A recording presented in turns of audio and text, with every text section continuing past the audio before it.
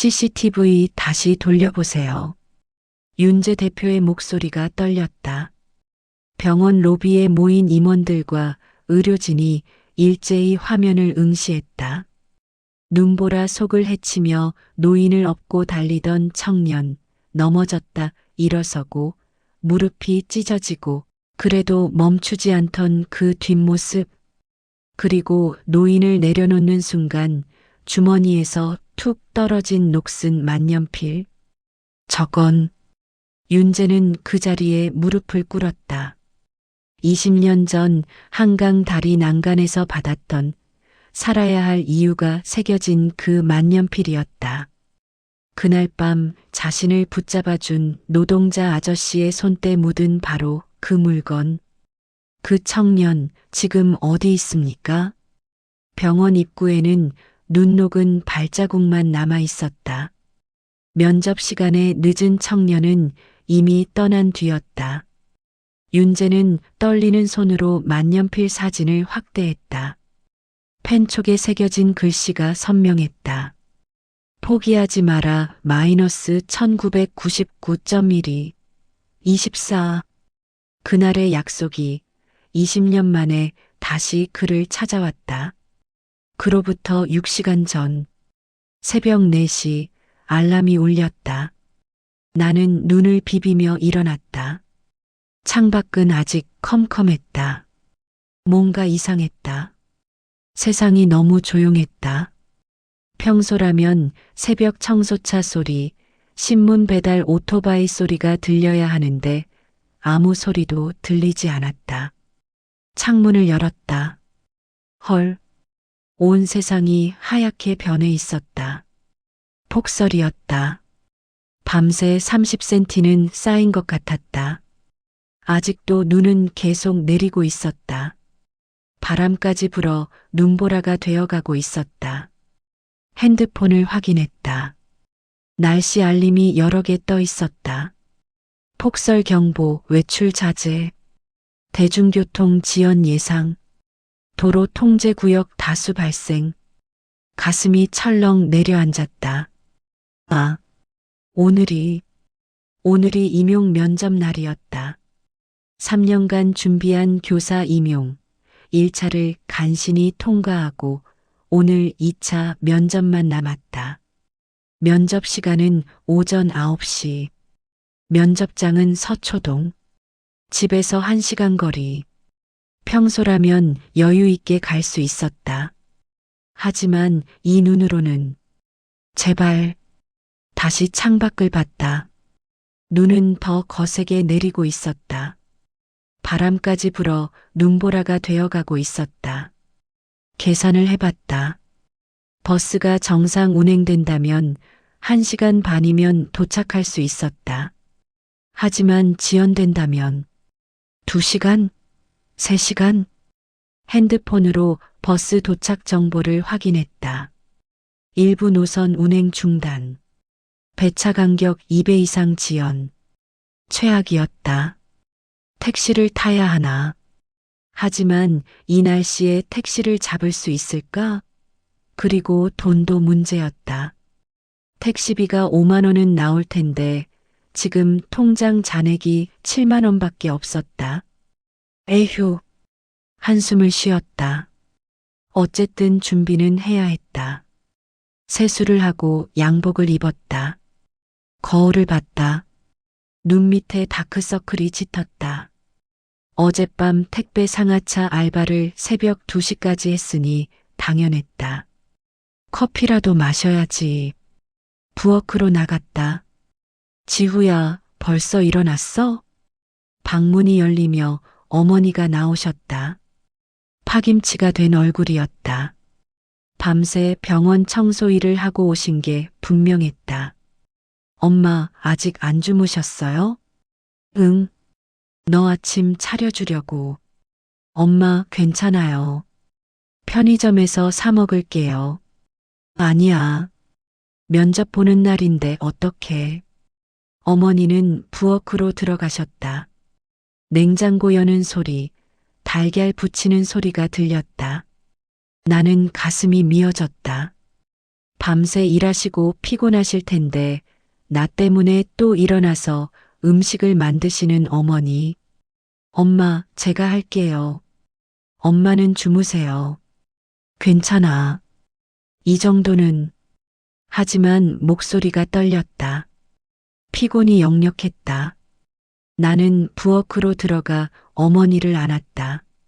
엄마, 오늘 제가 꼭 붙을게요. 그럼 엄마 편하게 해드릴게요. 알아. 어머니가 내 등을 토닥였다. 손이 떨리고 있었다. 엄마 믿어. 우리 아들. 식탁에 앉아 어머니가 차려주신 아침을 먹었다. 계란말이, 김치, 된장찌개. 정성이 가득한 아침이었다. 많이 먹어. 힘내야지. 네, 엄마. 밥을 먹는 동안 어머니는 계속 나를 쳐다보셨다. 걱정스러운 눈빛이었다. 날씨가 안 좋은데. 조심해서 가. 네. 걱정 마세요. 넘어지지 말고. 네. 그리고 떨지 말고. 떨면 말이 안 나온다. 네, 알았어요. 어머니는 내 손을 잡았다. 지후야. 네. 엄마, 미안해. 목소리가 떨렸다. 나는 눈물이 핑 돌았다. 엄마, 왜 그래요? 엄마 잘못 없어요. 내가 이렇게 고생하는 게 다 엄마 때문이잖아. 아빠 돌아가시고, 엄마가 아파서. 엄마, 그런 말 하지 마세요. 나는 어머니를 꼭 안았다. 제가 오늘 꼭 붙을게요. 그러면 엄마 병원비 다 낼 수 있어요. 빚도 갚을 수 있어요. 응, 알아. 어머니도 나를 안았다. 두 사람은 한참을 그렇게 있었다. 6시에 집을 나섰다. 밖은 정말 최악이었다. 눈은 더 거세게 내렸고 바람은 더 강하게 불었다. 골목길은 이미 눈으로 뒤덮여 걷기조차 힘들었다. 제발. 버스 정류장까지 10분 거리였는데 20분이 걸렸다. 도착했을 때 전광판에 메시지가 떴다. 폭설로 인한 도로 통제. 일부 노선 운행 중단. 내가 타야 할 노선도 포함되어 있었다. 미쳤네. 다른 노선을 검색했다. 배차 간격이 평소의 3배였다. 다음 버스까지 40분. 40분이나. 그럼 면접 시간에 늦는다. 확실히. 택시를 잡으려 손을 들었다. 하지만 택시는 모두 손님을 태우고 달리고 있었다. 빈 택시가 없었다. 제발. 한 대만. 10분을 기다렸다. 손이 시렸다. 장갑을 입고 나왔다. 주머니에 손을 넣었을 때 뭔가 차가운 게 만져졌다. 아버지의 만년필이었다. 녹이 슬고 잉크도 말라버렸지만 아버지가 늘 품에 지니고 다니시던 물건이었다. 만년필을 꺼내 들여다봤다. 펜촉에 글씨가 새겨져 있었다. 포기하지 마라 마이너스 1999.12 24. 아버지는 돌아가시기 전 이 만년필을 내게 건네셨다. 지후야, 이거 받아라. 병원 침대에 누워 계시던 아버지. 손이 떨리고 있었다. 이거 아빠가 젊었을 때 어떤 분한테 받은 건데 그분 덕분에 아빠가 살았어. 무슨 말이에요?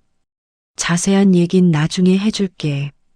지금은 이거 받아. 너도 힘들 때 이거 보면서 힘내. 그게 아버지가 하신 마지막 말이었다. 그날 밤 아버지는 돌아가셨다. 아빠, 만년필을 꼭 쥐었다. 손바닥에서 온기가 느껴지는 것 같았다. 포기하지 마라. 그래, 포기하면 안 된다. 3년을 준비했는데 어머니를 위해서라도 걸어서라도 간다. 버스 정류장을 벗어났다. 걷기 시작했다. 면접장까지 직선 거리로 10km. 걸으면 2시간 반, 3시간? 지금이 6시 반, 9시까지 2시간 반. 딱 맞았다. 쉬지 않고 걸으면 도착할 수 있었다. 가자. 눈보라를 뚫고 걸었다. 1시간을 걸었을 때 고가도로가 보였다. 면접장까지는 아직 5km. 시간은 7시 반. 이 속도로는 아슬아슬했다.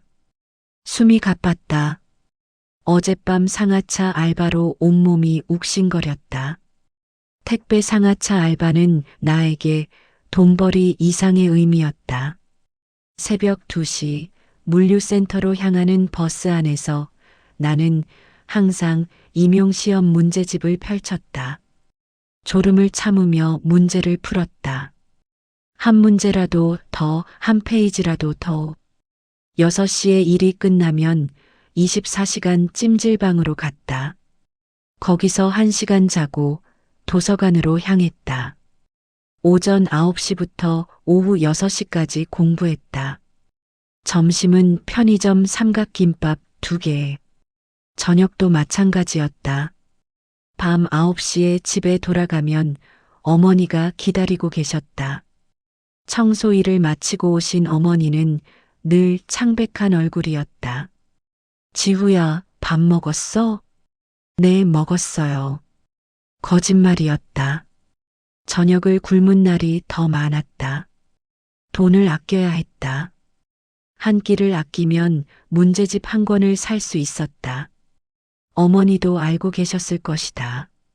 내가 말랐다는 걸, 얼굴이 창백하다는 걸. 하지만 아무 말씀도 하지 않으셨다. 그저 내 손을 잡아주시곤 했다. 핸드폰이 울렸다. 어머니였다. 지후야, 어디쯤 왔어? 반쯤 왔어요, 엄마. 조심해서 와. 넘어지지 말고. 네, 걱정 마세요. 전화를 끊으려는데 어머니가 다시 말했다.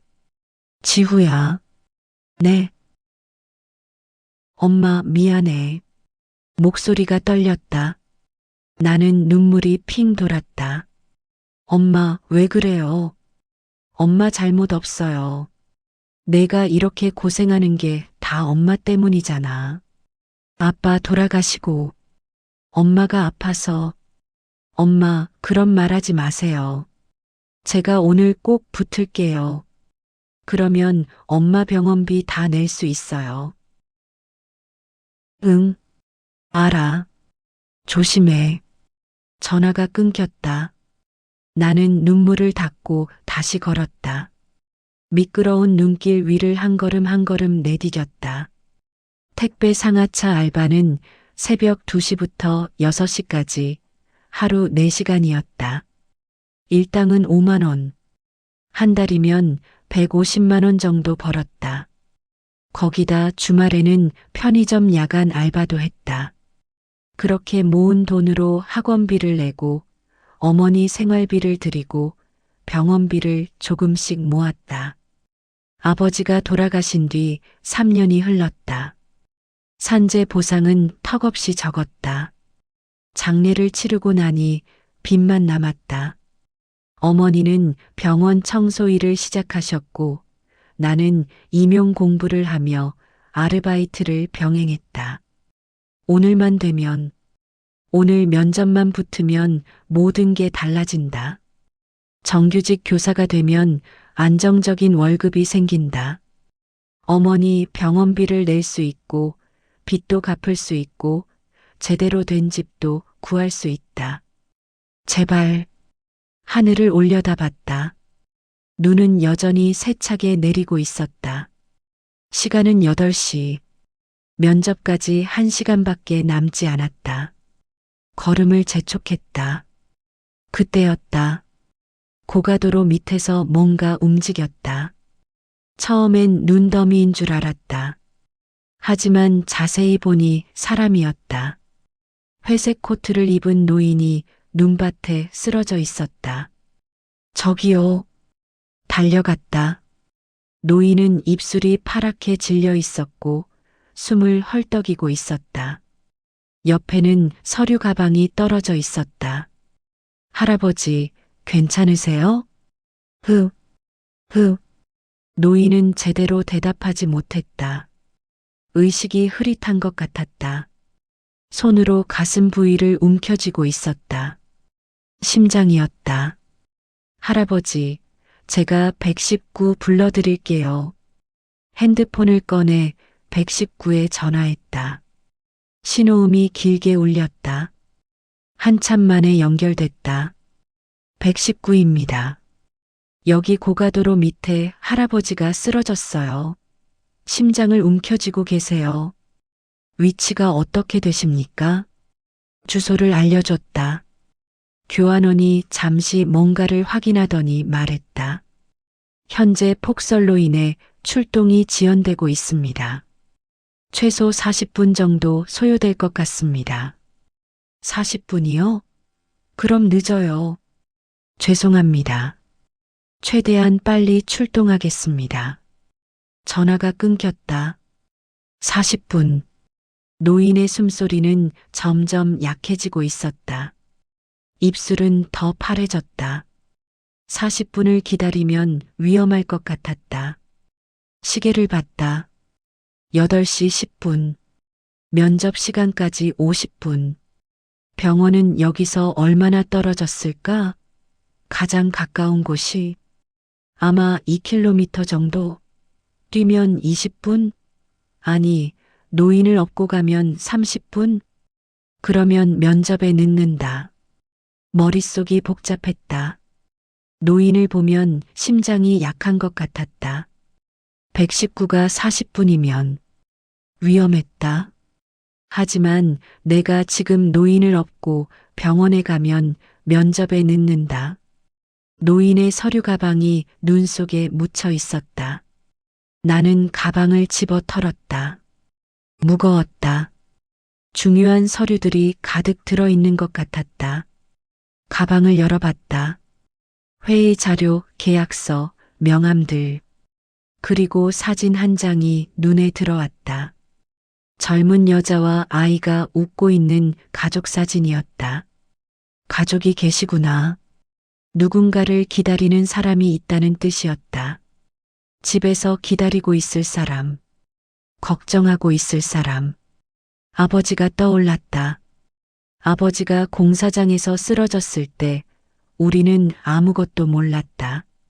저녁 6시쯤 전화가 왔다.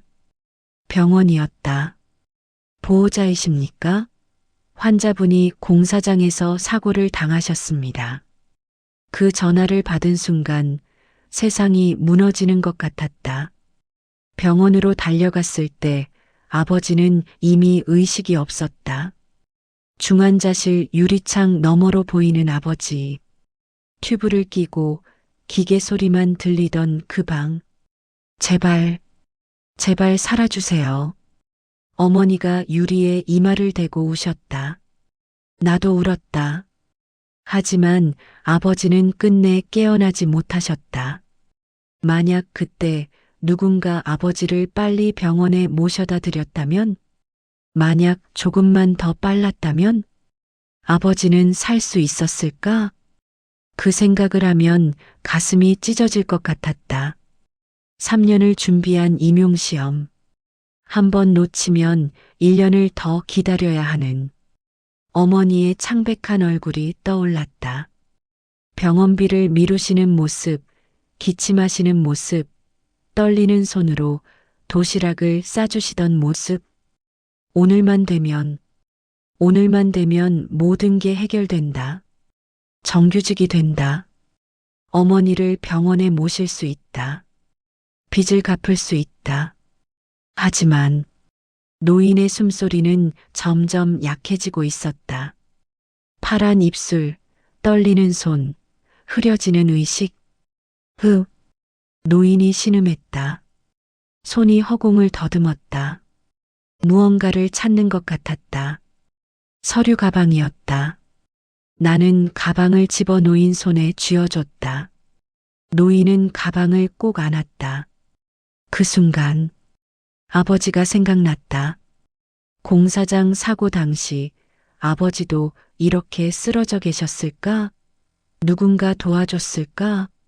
아니면 혼자였을까? 가슴이 먹먹했다. 아빠, 주머니 속 만년필을 만졌다. 포기하지 말라는 글씨가 손끝에 닿았다. 아버지라면 어떻게 하셨을까? 아버지는 평생 남을 도우며 사셨다. 가난했지만 이웃이 힘들면 먼저 손을 내밀었다. 공사장에서 다친 동료가 있으면 밤새 병원에서 간호했다. 그래서 우리 집은 더 가난했는지도 몰랐다. 아버지라면 주저하지 않으셨을 것이다. 나는 결심했다. 할아버지, 제가 모시고 갈게요. 노인을 일으켰다. 생각보다 가벼웠다. 등에 업고 일어섰다. 서류 가방을 들고 한 손으로는 노인을 떠받쳤다. 할아버지, 버티세요. 첫 발을 내디뎠다. 눈밭이 미끄러웠다. 한 걸음 한 걸음이 무거웠다. 노인의 숨소리가 내 귓가에서 들렸다. 약하고 가빴다. 조금만요, 조금만 버티세요. 면접 생각은 머릿속에서 지웠다. 지금은 이 사람을 살리는 게 먼저였다. 시계를 보지 않았다. 보면 마음이 약해질 것 같았다. 그냥 앞만 보고 걸었다. 아니, 뛰었다. 눈보라가 얼굴을 때렸다. 숨이 턱까지 찼다. 다리가 후들거렸다. 어젯밤 알바로 지친 몸이 비명을 질렀다. 하, 하. 숨을 헐떡였다. 하지만 멈출 수 없었다. 등 뒤에 놓인 그분의 생명이 내 어깨에 걸려 있었다. 할아버지, 조금만요. 노인은 대답이 없었다. 의식이 더 흐려진 것 같았다. 가슴팍이 더 이상 움직이지 않는 것 같았다. 안 돼요. 깨어 계세요. 목청이 터져라 소리쳤다. 노인의 몸을 더 꽉 안았다.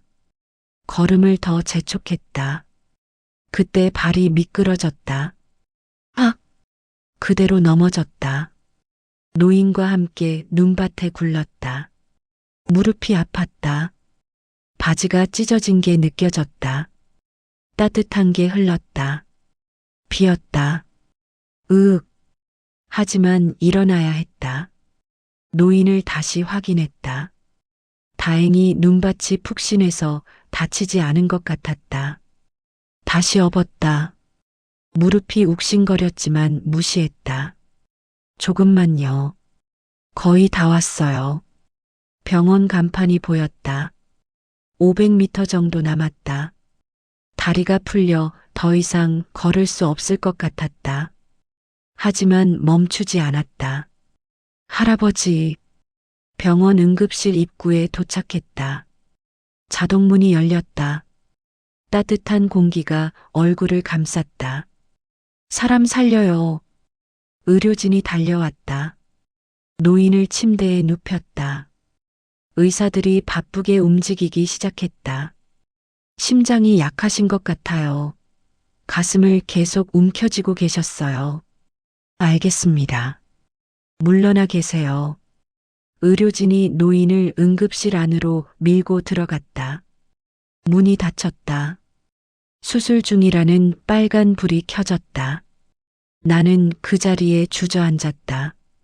온몸이 젖어 있었다. 눈인지 땀인지 구분이 안 갔다. 무릎에서는 피가 흘렀다. 바지가 찢어져 있었다. 벽시계를 봤다. 9시 15분. 면접 시간은 지나 있었다. 복도 의자에 앉아 있었다.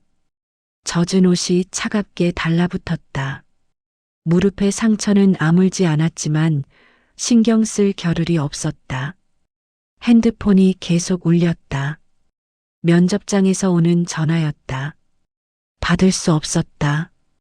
받으면 무슨 말을 하지? 죄송합니다. 사람을 살리느라 늦었습니다.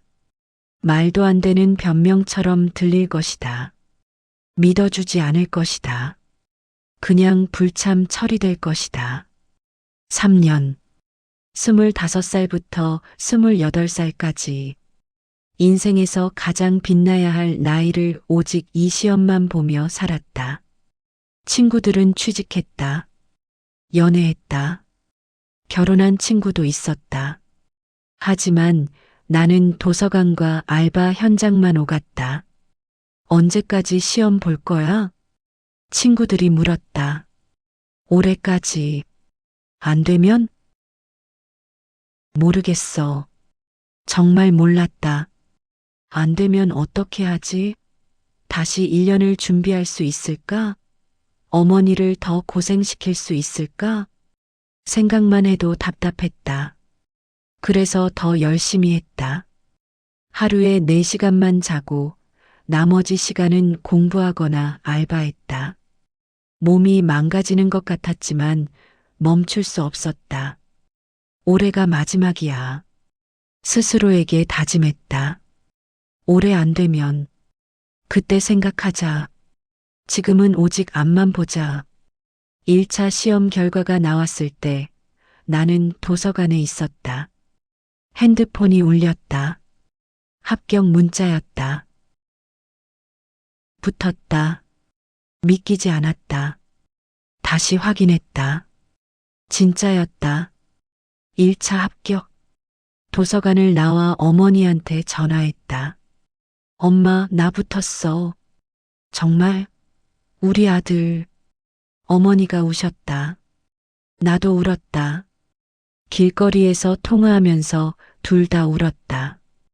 2차만 남았어, 엄마. 조금만 더 힘내. 응, 알아. 우리 아들 잘할 수 있어. 그날 저녁, 우리는 편의점 도시락으로 축하했다. 어머니는 그날 처음으로 환하게 웃으셨다. 그 웃음을 지키고 싶었다. 그래서 오늘 꼭 붙어야 했다. 하지만 핸드폰을 꺼냈다. 부재중 전화가 20통 넘게 와 있었다. 면접 장소에서 걸어온 전화였다. 마지막 메시지를 읽었다. 지원자 김지우님, 면접 시간 30분 경과. 불참 처리됩니다. 화면을 오래 들여다봤다. 글자가 흐려졌다.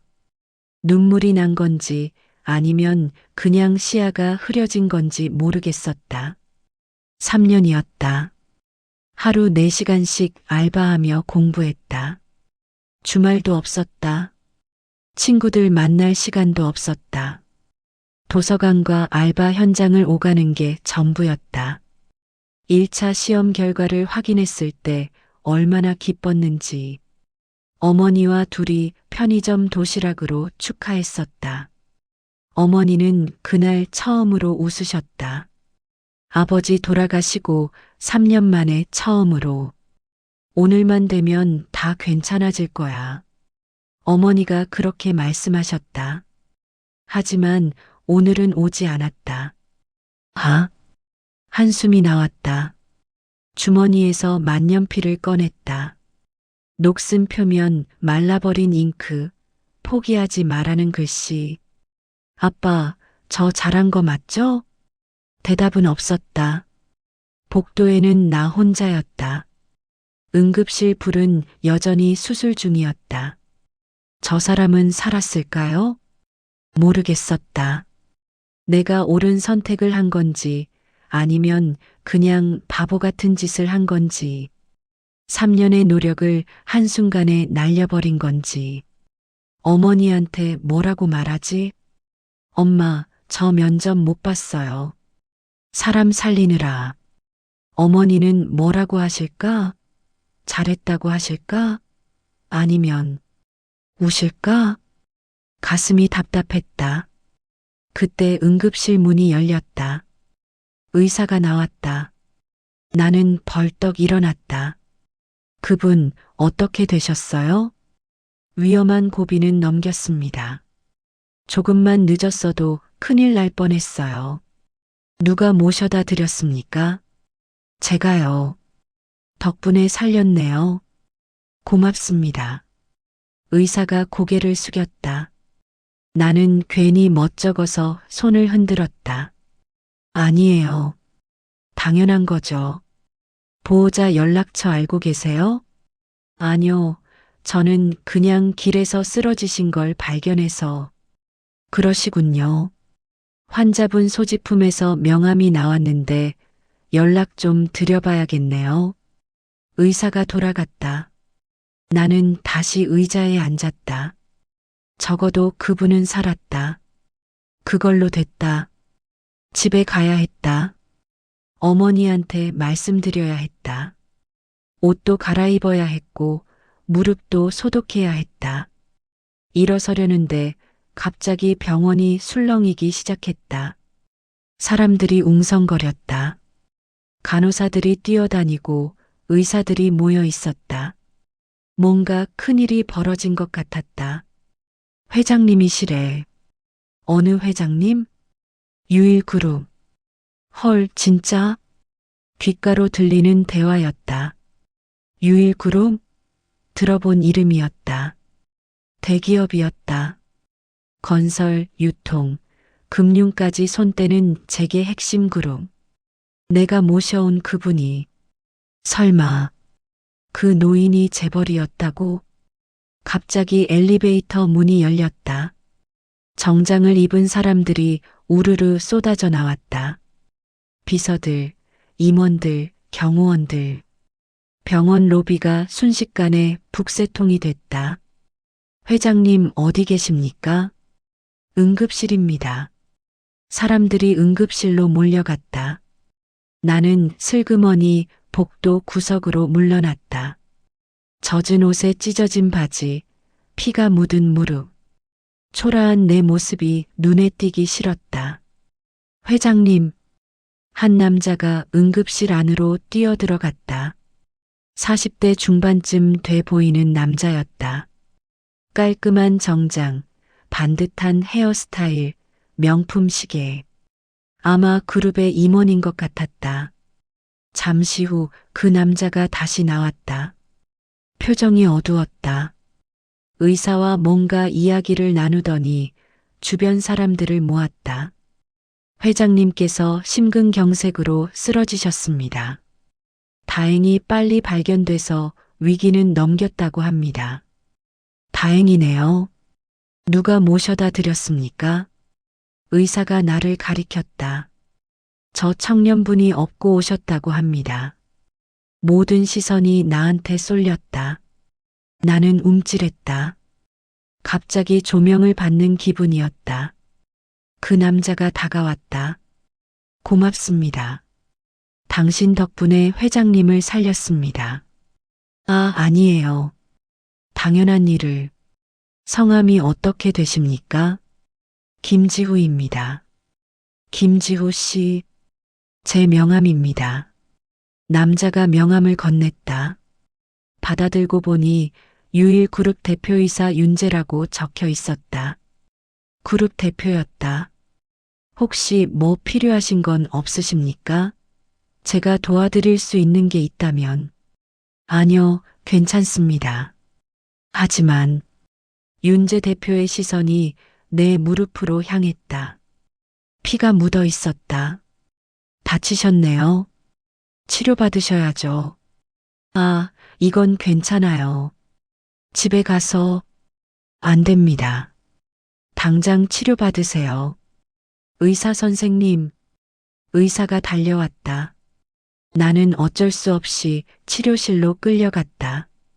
상처를 소독하고 붕대를 감았다. 간호사가 깨끗한 옷도 가져다 줬다. 갈아입으세요. 감사합니다. 옷을 갈아입고 나오니 윤재 대표가 기다리고 있었다. 많이 좋아 보이시네요. 신경 써주셔서 감사합니다. 아닙니다. 저희가 더 감사하죠. 혹시 지금 시간 되시면 CCTV 화면을 좀 확인하고 싶은데. CCTV요? 네. 회장님을 모셔오시는 과정을 기록으로 남겨두고 싶어서요. 사내에 공유하려고 합니다. 이상한 요청이었지만 거절할 이유는 없었다.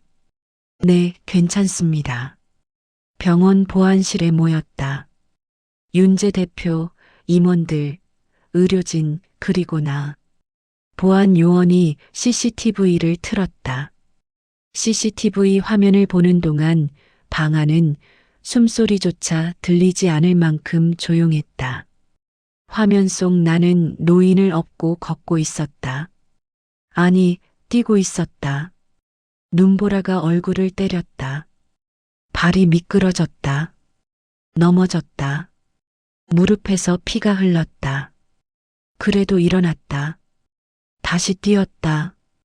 저 청년 쉬지도 않고 누군가 중얼거렸다. 화면은 계속 이어졌다. 2km를 40분 만에 주파했다. 중간에 3번 넘어졌다. 바지가 찢어졌다. 손에서도 피가 났다. 그래도 노인을 내려놓지 않았다. 대단하네요. 의사가 말했다. 보통 사람은 저렇게 못합니다. 2km를 사람 없고 뛰는 건 체력적으로도 힘들지만 정신력이 있어야 가능합니다. 윤재 대표는 화면을 뚫어지게 쳐다봤다. 눈가가 붉어져 있었다. 화면이 병원 도착 직전으로 넘어갔다. 내가 마지막 힘을 짜내 뛰는 장면이었다. 다리가 풀려 비틀거렸다. 하지만 멈추지 않았다. 그리고 병원 입구에 도착하는 순간 주머니에서 무언가가 떨어졌다. 거기 멈춰주세요. 윤재 대표의 목소리가 떨렸다. 화면이 정지됐다. 바닥에 떨어진 물건이 확대됐다. 만년필이었다. 녹슨 표면, 펜촉에 새겨진 글씨. 저건 윤재 대표가 화면 앞으로 다가갔다. 손으로 화면을 만졌다. 떨리는 손으로. 포기하지 마라. 글씨를 읽었다. 목소리가 갈라졌다. 1999년 12월 24일. 날짜도 읽었다. 그리고 무릎을 꿇었다. 대표님, 임원들이 놀라서 다가갔다. 괜찮습니다. 그냥 잠시. 윤재 대표는 얼굴을 손으로 가렸다. 어깨가 떨렸다. 울고 있었다. 한참 후 윤재 대표가 고개를 들었다. 눈이 붉어져 있었다. 저 만년필, 나를 쳐다봤다. 어디서 구하셨습니까? 이건 제 아버지 유품입니다. 아버님, 성함이 김태수인데요. 왜 그러세요? 순간 윤재 대표의 얼굴이 더 창백해졌다. 김태수? 아저씨. 중얼거렸다. 그리고 다시 무릎을 꿇었다.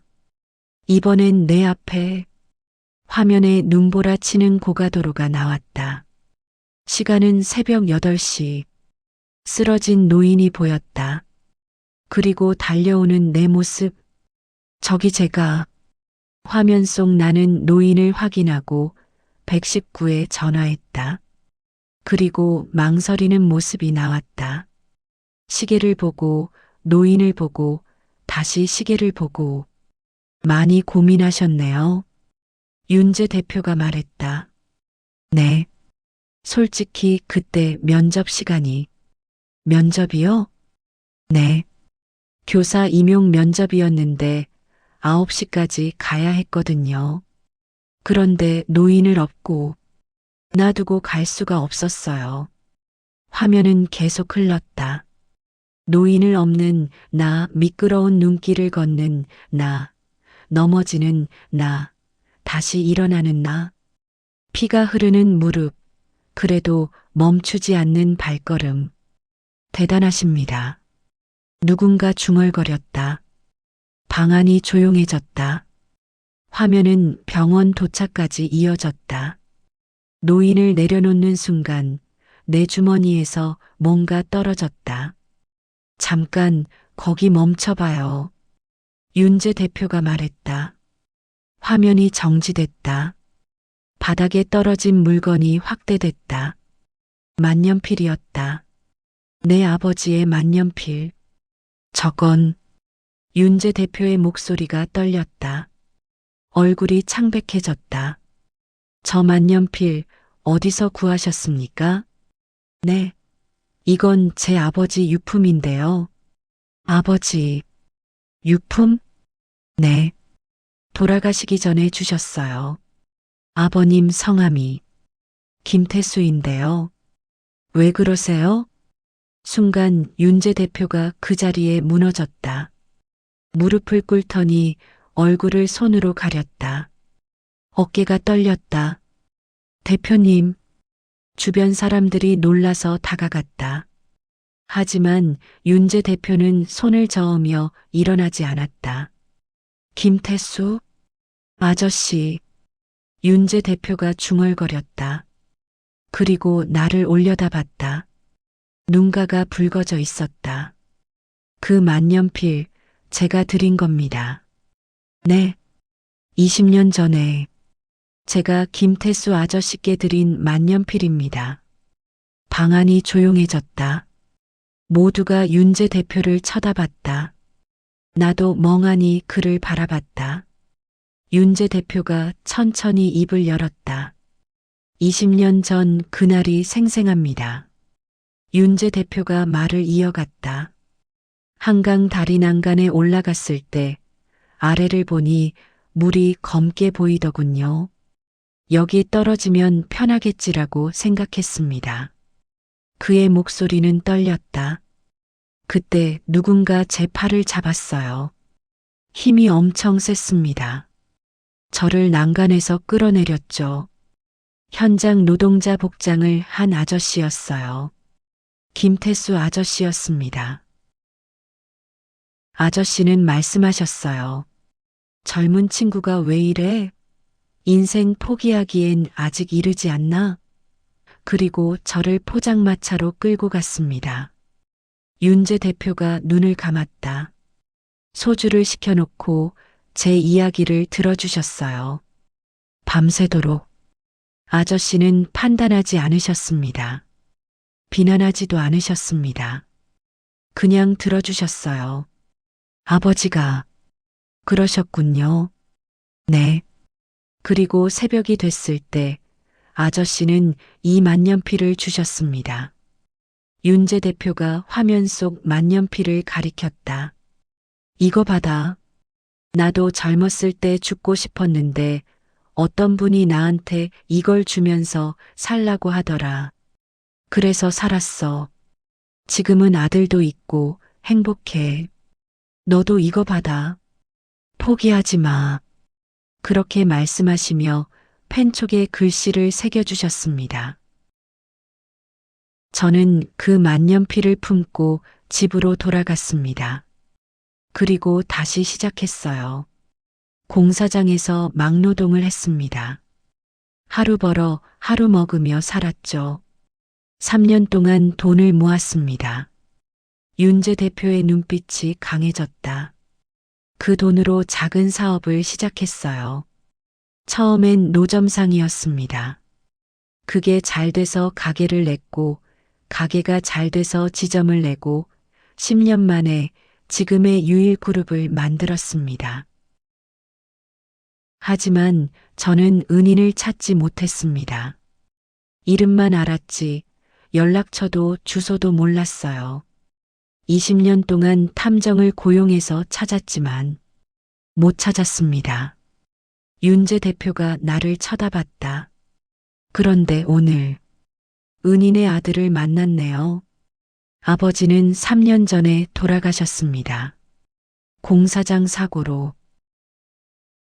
윤재 대표의 눈에서 눈물이 흘렀다. 늦었네요. 제가 너무 늦게 찾았습니다. 은혜를 갚을 기회도 없이. 아니에요. 나는 만년필을 꺼냈다. 아버지는 이미 보답받으셨어요. 대표님이 다시 일어나서 성공하신 게 아버지한테는 가장 큰 보답이었을 겁니다. 하지만, 그리고 오늘 제가 누군가를 살렸잖아요. 이것도 아버지가 물려주신 거예요.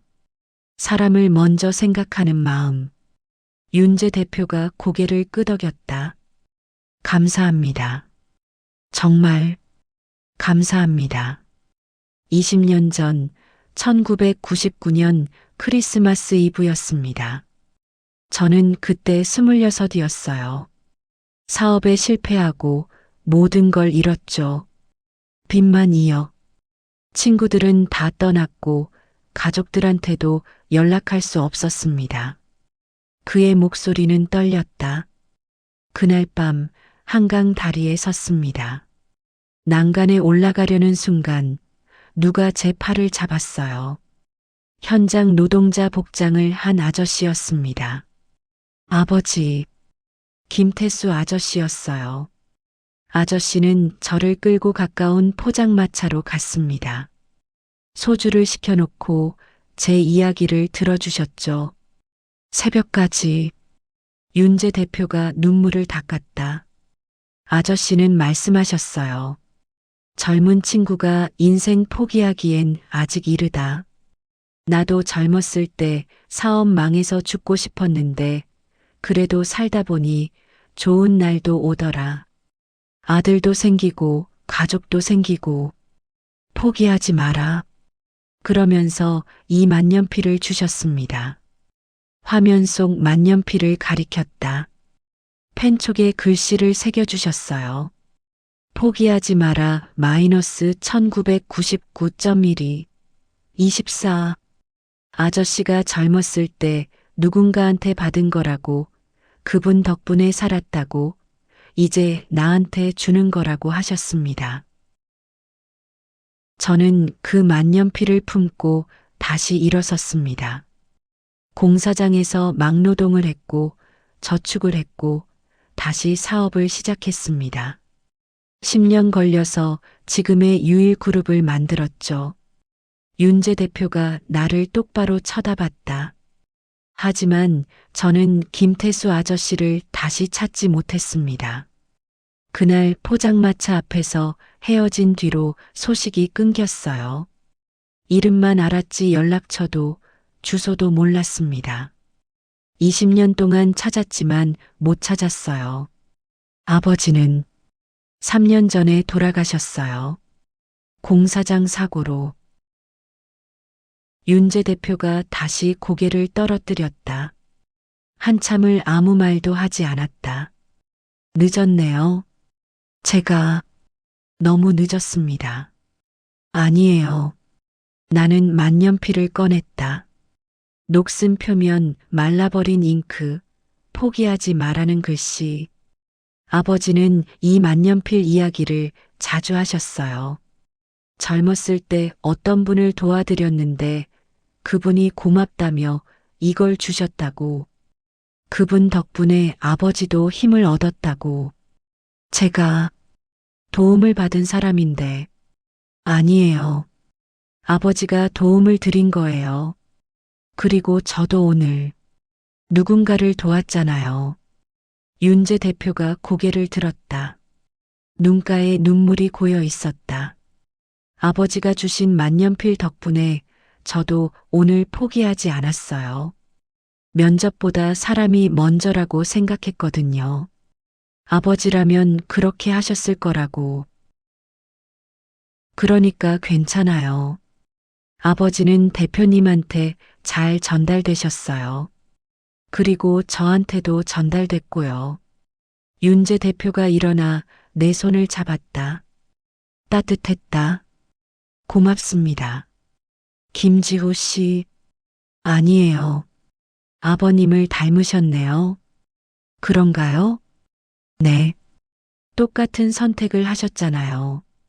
자신보다 남을 먼저 생각하는. 나는 처음으로 웃었다.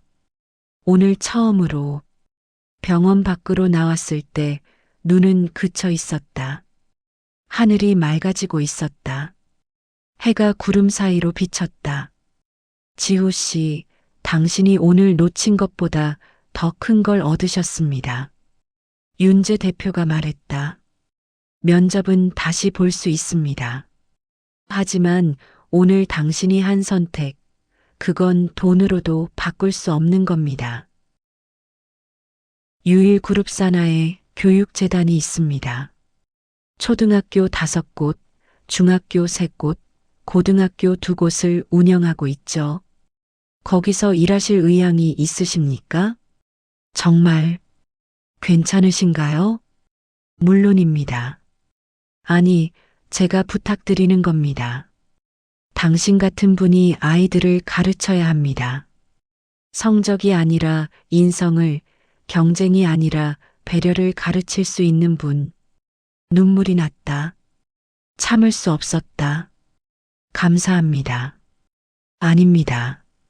20년 늦은 보답입니다. 그날 오후 어머니와 함께 병원에 갔다. 종합 검진을 받았다. CT, MRI, 혈액 검사, 모든 검사를 다 받았다. 윤재 대표가 비용을 전액 부담했다. 엄마, 괜찮을 거예요. 응, 알아. 어머니는 떨리는 손으로 내 손을 잡았다. 지후야, 너 정말 대단해. 아니에요. 아니야. 대단해. 내 아버지가 그랬거든. 지우는 착한 아이야. 남 먼저 생각하는 아이야. 정말 그렇구나. 아빠가, 응, 내 아버지가 널 정말 자랑스러워 하셨을 거야. 검사 결과는 다행히 큰 병이 아니었다. 만성기관지염이었다. 치료하면 나을 수 있었다. 잘 됐다, 엄마. 응, 다행이야. 며칠 후 윤재 대표한테서 연락이 왔다. 지호 씨, 다음 주 월요일에 학교로 오실 수 있으십니까? 네, 가능합니다. 좋습니다. 교장 선생님과 면담 예정입니다. 그리고 이건 제 개인적인 부탁인데 아버님 산소 어디에 계십니까? 파주 묘지공원인데요. 제가 한번 찾아뵙고 싶습니다. 20년 늦은 인사라도 드리고 싶어서요. 네. 주소 보내드릴게요. 다음 주 토요일 윤재 대표와 함께 아버지 산소를 찾았다. 아버지, 은인분이 찾아오셨어요. 윤재 대표는 아버지 묘비 앞에 무릎을 꿇었다. 그리고 절을 올렸다. 3번. 아저씨, 늦게 찾아뵙습니다. 20년 동안 감사한 마음을 전하지 못했습니다. 죄송합니다. 윤재 대표의 목소리가 떨렸다. 아저씨 덕분에 저는 다시 살았습니다. 포기하지 않았습니다. 그리고 지금 행복합니다. 정말 감사합니다. 나도 함께 절을 올렸다. 아빠, 제가 선생님이 됐어요. 아빠 자랑스럽죠? 바람이 불었다. 따뜻한 바람이었다. 아버지가 대답하는 것 같았다. 잘했어, 아들. 한 달 후, 나는 유일재단 소속 초등학교에 첫 출근했다. 교장실에 들어갔을 때 교장 선생님이 환하게 웃으며 맞아주셨다. 지후 선생님 환영합니다. 윤재 이사님한테 많이 들었습니다. 감사합니다. 아이들이 기다리고 있어요. 좋은 선생님이 올 거라고 했거든요. 교실로 향했다. 복도를 걸으면서 가슴이 두근거렸다. 문을 열었다. 아이들이 일제히 나를 쳐다봤다. 25명의 아이들. 반짝이는 눈동자들. 안녕하세요, 여러분. 저는 5학년 1반 담임 김지후 선생님입니다. 아이들이 박수를 쳤다. 나는 책상 위에 만년필을 꺼내 놓았다. 아버지의 만년필. 녹슨 표면 말라버린 잉크. 선생님은 이 만년필을 보면서 힘을 얻습니다. 여러분도 힘들 때 이 글씨를 기억하세요. 칠판에 글씨를 썼다. 포기하지 마라. 그리고 한 가지 더. 여러분이 어려운 사람을 보면 먼저 손을 내밀어 주세요. 그 손길이 언젠가 여러분에게도 돌아올 겁니다. 아이들이 고개를 끄덕였다. 창밖을 봤다. 햇살이 비쳤다. 운동장에서 아이들이 뛰어놀고 있었다. 만년필을 손에 쥐고 나는 다짐했다. 아버지처럼 살겠다고. 누군가에게 희망을 주는 사람이 되겠다고. 선행은 돌고 돈다. 20년 전 아버지가 뿌린 씨앗이 오늘 나에게 열매를 맺었듯 나도 이 아이들에게 씨앗을 심을 것이다. 포기하지 말라는 씨앗을, 사람을 먼저 생각하라는 씨앗을, 그것이 아버지가 가르쳐 주신 진짜 인생이었다.